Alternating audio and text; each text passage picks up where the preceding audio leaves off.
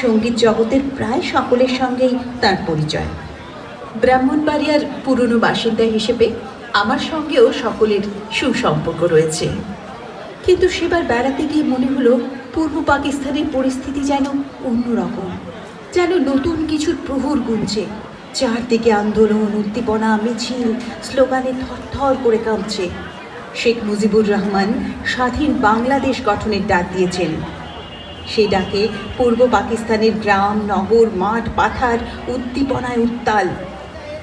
শ্রদ্ধেয় অধ্যাপক হারুনুর রশিদ এবং ব্রাহ্মণবাড়িয়ার সাংস্কৃতিক ব্যক্তিবর্গ মিলে একটি গানের দল তৈরি করেছেন জনগণকে উদ্বুদ্ধ করার জন্য। ব্রাহ্মণবাড়িয়ার বিভিন্ন প্রান্তে সেই দল প্রতিদিন জনসভা এবং অনুষ্ঠানের আয়োজন করছে।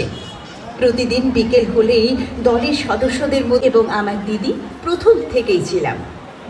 প্রতিদিন বিকেলে ব্রাহ্মণবাড়িয়ার আনাচে কানাচে, কখনো কসবা, কখনো আশুগঞ্জ, সরাইল, কখনো গঙ্গাসাগর, কখনো আখাউড়া, বিভিন্ন জনসভায় জাগরণী গানের আয়োজন করা হয়েছিল।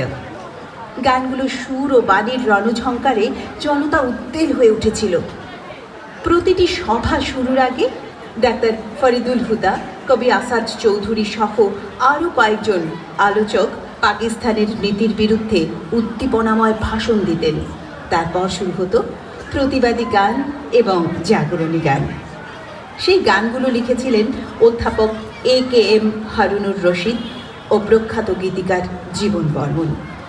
সুর সংযোজন করেছিলেন AKM হারুনুর রশিদ এবং আদিল হোসেন খান ওরফে চান মিয়া।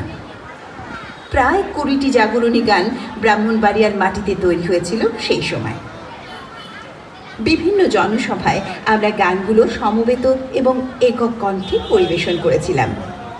এখন সবগুলো গানের সুর মনে নেই, তবে কিছু গানের কথা আমার খাতায় রয়েছে। সেই গানগুলো পরিবেশনে অংশ নিয়েছিলেন AKM হারুনুর রশিদ, আদিল হোসেন খান, দিলারা হারুন, সন্ধ্যা রায়, ফিরোজ আহমেদ, জুনু রায়, মায়া রায়, শঙ্করী রায় ওরফে সহলি মাসুদ, ছবি পাল এবং গৌরী মজুমদার প্রমুখ।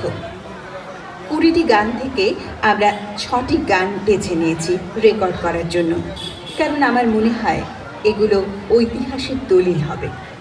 এছাড়া সবসময় এই দলের সঙ্গে থাকতেন প্রান্তোষ চৌধুরী, জীবন বর্মন, মোহাম্মদ মুসা, মাসুদ সহ আরও অনেকে।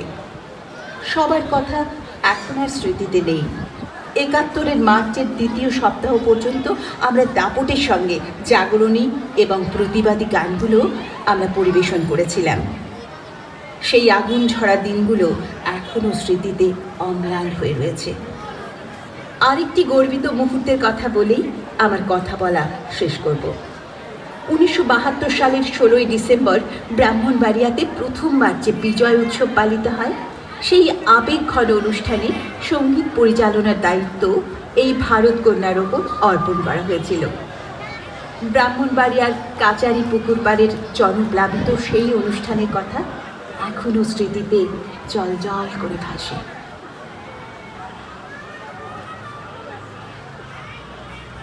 এটিও একটি জাগরণী গান, দেশের মুক্তির